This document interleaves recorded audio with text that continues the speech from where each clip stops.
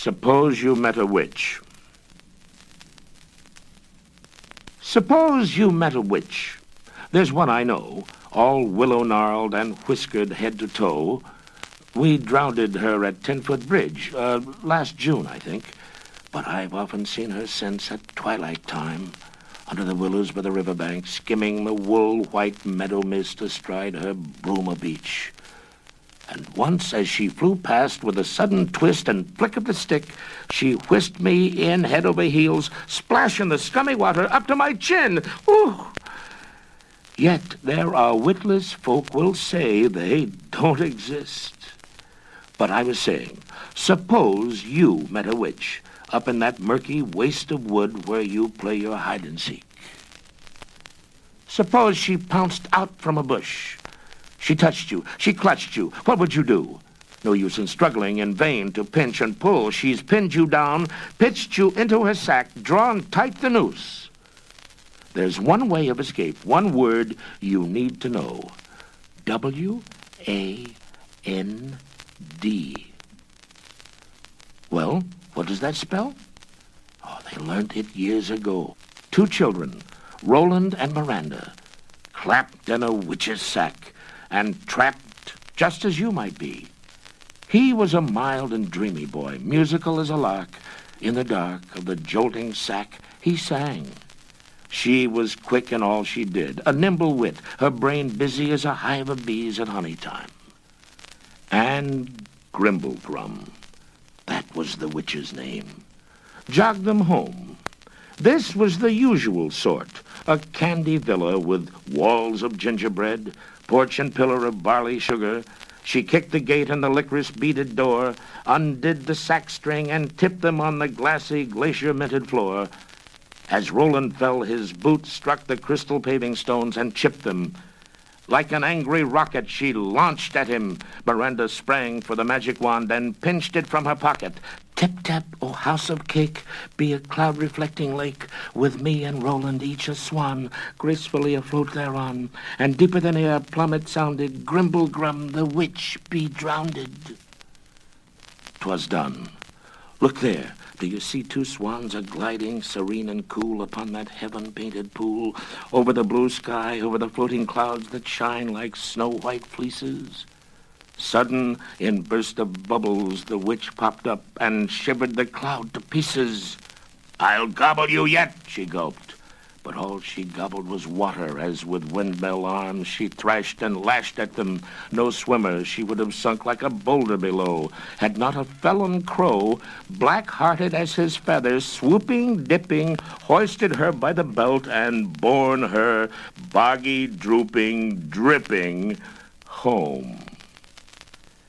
"She'll follow us, no time to lose. Quick, we must fly," Miranda cried. Heavily they rose, far over field and forest, with whining wing. All night through, till dawn of day they flew. Meanwhile, the Grimble witch, now dry, had put on her 7-league boots and, do or die, 7 mile at a step came galloping, gulping, "Gobble you yet, I'll gobble you yet." The swans heard her cackle and a thudding where she stepped. Down by a screen of trees they swept, down to the lonely roadside out of view. "I'll change myself to a rose of crimson hue, set in a prickly hedge," Miranda said. "And Roland, as for you, you'll be a piper, and the magic wand your flute." Not a second too soon, for the witch's boot touched ground beside them, and she croaked, "Oh, glorious, glorious rose, I have sought you from afar. How I wonder what you are. You may mock me from on high, but I'm the spider, you're the fly."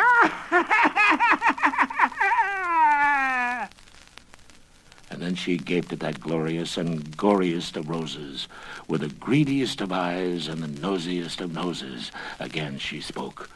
"Good piper, this rose, how dainty it would look if I stuck it in my cloak. May I pluck it?" "Good lady, you may, and I'll play to you the while." And Roland smiled, for his was a magic flute, each golden note entrancing. None could listen without dancing. 1 note 1, she spun like a top. 2 notes 2, she hopped and couldn't stop. 3 notes 3, and into that thorny, thistly tree. With a hop, skip, and a jump went she.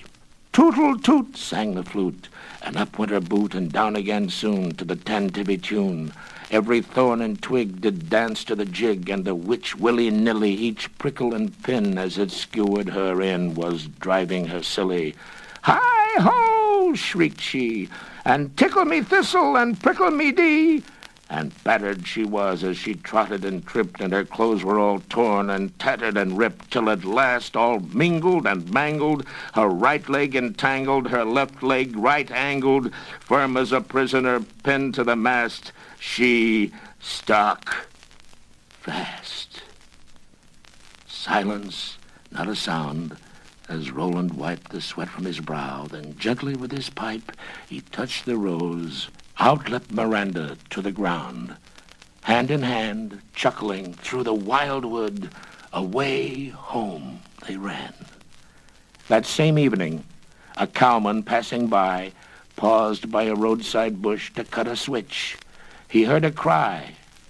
Turning, saw in a hedge nearby a prickly witch, who screamed and yelled and hissed at him and spat.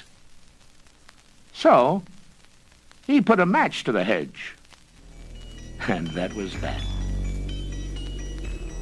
Happy haunting.